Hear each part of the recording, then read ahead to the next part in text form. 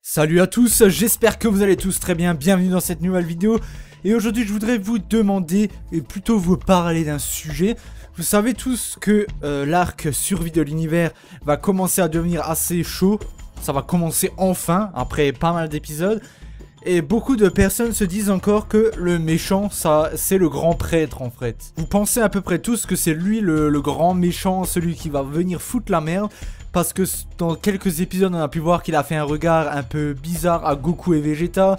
Ça lui fait absolument rien du tout de détruire des univers. Ben après, Zeno c'est pareil. Mais moi j'ai une petite théorie par rapport à ça, en me disant que lui, c'est impossible que ce soit le méchant.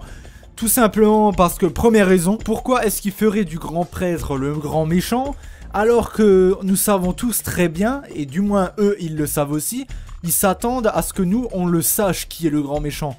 Alors que eux justement ils veulent un effet de surprise. Et quand je dis eux c'est Akira Toriyama, Toyotaro, la Toei Animation, tu vois. Ils veulent qu'on soit pris au dépourvu. Ça sert à rien de faire un scénario si les fans le connaissent à l'avance. Si on a su que Zamasu était le méchant de la saga Black Goku et Zamasu, c'est tout simplement parce que dans la saga Résurrection de Freezer ou je sais plus quoi, une personne avait demandé à Akira Toriyama pourquoi les cheveux bleus et pourquoi pas blancs. Alors il avait dit qu'ils n'étaient pas blancs parce que le méchant du prochain arc, donc en l'occurrence Zamasu, aurait les cheveux blancs. Donc là, on peut dire que Akira Toriyama à l'époque avait spoilé la suite de Dragon Ball Super. Or là, personne n'a spoilé. Personne n'a dit que ça va être un mec avec les cheveux blancs. Personne n'a dit que ça va être un mec qui va être un dieu au-dessus des anges. Voilà, il n'y a rien qui a été dit. Et en termes de puissance, parce que je sais que beaucoup de personnes aiment bien parler de puissance, il y en a d'autres qui n'aiment pas du tout. Mais en termes de puissance, le grand prêtre est tellement à des années de la puissance de Goku et Vegeta. Si on prend le cas de Beerus, de Whis et de Goku et Vegeta, franchement regardez le graphique. Pour moi c'est à peu près ce que me donne, on va dire, la puissance du grand prêtre. Le mec est tellement puissant, mais laissez tomber, même le plus fort des anges ne pourra pas le battre. Donc ça ne sert à rien. Goku et Vegeta, ils ont beau fusionner en Végéto Blue, ils vont se faire balayer. Mais en un coup ils vont se faire balayer par le grand prêtre. Il est beaucoup trop fort pour eux. Alors à moins de t'envoyer un Genki Dama qui a réuni la force des 12 univers en une seule boule, je crois que ça va être vachement chaud en fait de le battre. Parce qu'on a bien vu que dans Dragon Ball GT, pour battre Omega Shenron, il s'était servi de l'énergie de tout l'univers. Alors imagine s'il fait une boule enfin une Genki Dama quoi, mais de l'énergie de tous les univers, là il y a moyen de battre le grand prêtre.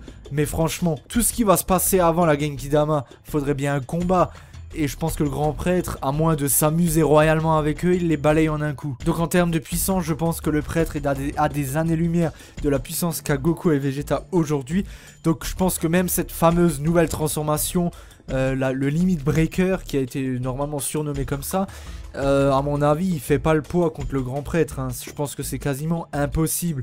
Donc je ne sais pas qui va être le grand méchant de l'arc survie de l'univers. Est-ce que ce sera Freezer et Frost qui préparent un mauvais coup? Est-ce que c'est quelqu'un qui est caché dans l'ombre? Ça on sait pas, hein. On a bien vu qu'il y avait des anges, on a vu qu'il y a le grand prêtre. Mais est-ce qu'on a réellement vu déjà un dieu maléfique? Parce que quand on voit le jeu Xenoverse, on a eu un dieu maléfique. C'est le dieu démon Demigra. Lui c'était un dieu démon, mais il était maléfique. Mais là dans Dragon Ball Super, ça fait déjà depuis 2013 qu'on nous parle de dieu, mais on n'a pas vraiment réellement entendu ou parler de l'existence d'un dieu maléfique. Donc ça aussi, ça pourrait entrer en compte. Alors est-ce que c'est un personnage qui reste caché dans l'ombre?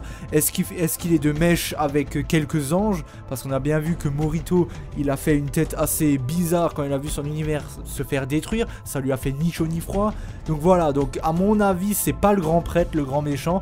Mais le jour où il y a un grand méchant, du moins si c'est Freezer ou Frost, ou bien encore que c'est un personnage caché dans l'ombre, s'il n'est pas de taille à se battre contre le grand prêtre, j'espère qu'il a une technique pour le mettre hors d'état de nuire, c'est-à-dire le faire, le bloquer en sorte qu'il peut pas venir se joindre au combat, je sais pas, ou est-ce qu'il peut faire quelque chose au Zeno, mais en tout cas il va devoir le mettre de côté parce que à l'heure actuelle, pour moi Zeno n'est pas un combattant, il est pas vraiment fort, mais pour moi à l'heure actuelle le personnage le plus puissant, tout Dragon Ball confondu, donc Dragon Ball, Dragon Ball Z, Dragon Ball Super, Dragon Ball GT, pour moi le personnage le plus puissant de tous les univers confondus, pour moi c'est le grand prêtre. Et il est à des années-lumière de la puissance des mortels. Et il est même beaucoup plus puissant qu'un ange. Alors qu'un ange est déjà beaucoup plus puissant qu'un dieu de la destruction, qui lui-même est beaucoup plus puissant qu'un Super Saiyan Blue. Donc vous voyez, niveau échelle de puissance, il n'y a pas photo. Le grand prêtre, si c'est lui le grand méchant, on est foutu quoi. Parce qu'à part si Zeno l'anéantit en un claquement de doigts, le grand prêtre, à mon avis, personne ne rivalisera jamais avec lui. Donc voilà, dites-moi dans les commentaires qu'est-ce que vous pensez de ma petite théorie. Est-ce que vous êtes d'accord sur le fait que le grand prêtre n'est pas le grand méchant de cet arc-là? Donc également, je vous ai mis un sondage dans le petit onglet I là que vous voyez, c'est un rond I. Que vous voyez en haut à droite de votre écran. Répondez dans le sondage, c'est juste pour savoir si vous croyez que le grand prêtre est le méchant ou non après avoir regardé ma vidéo là. Donc voilà, j'espère en tout cas que cette vidéo vous aura plu. On se retrouve très bientôt pour une prochaine vidéo. Salut tout le monde.